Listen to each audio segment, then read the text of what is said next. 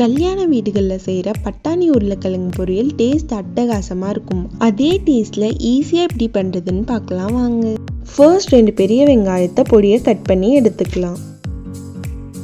2 தக்காளியும் பொடியை கட் பண்ணி எடுத்துக்கலாம்.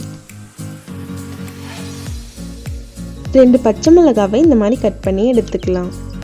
4 உருளைக்கிழங்க வேக வச்சு இந்த மாதிரி கட் பண்ணி எடுத்துக்கலாம்.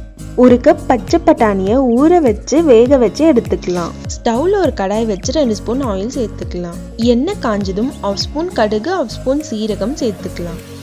கடுகு சீரகம் பொரிஞ்சதும் கட் பண்ணி வச்சிருக்க பச்சை மிளகாய் 1 கொத்து கருவேப்பிலை சேர்த்து ஃப்ரை பண்ணிக்கலாம்.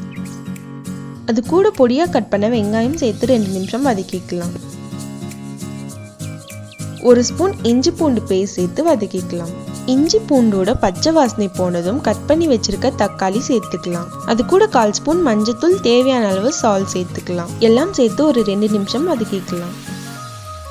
1/2 ஸ்பூன் மிளகாத்தூள் சேர்த்துக்கலாம்.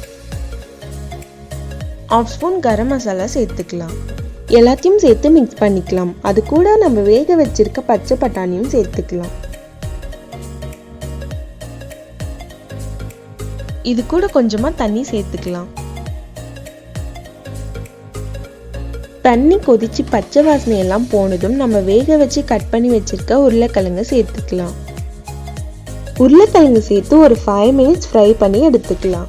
இந்த உருளைக்கிழங்கு வறுவல் யாருக்கெல்லாம் பிடிக்கும், எத்தனை பேர் வீட்டில் ட்ரை பண்ணியிருக்கீங்க, இல்லை இனி பண்ண போறீங்கன்னு கமெண்ட்ல ஷேர் பண்ணிக்கோங்க. இந்த வீடியோ உங்களுக்கு யூஸ்ஃபுல்லாக இருந்தால் வீடியோக்கு ஒரு லைக் பண்ணிட்டு இந்த மாதிரி ஈஸி ரெசிபிஸ்க்கு நந்தூஸ் கிச்சனை சப்ஸ்கிரைப் பண்ணிக்கோங்க.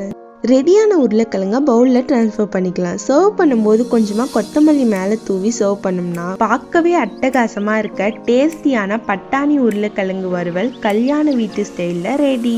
தேங்க்ஸ் ஃபார் வாட்சிங். See you in the next video.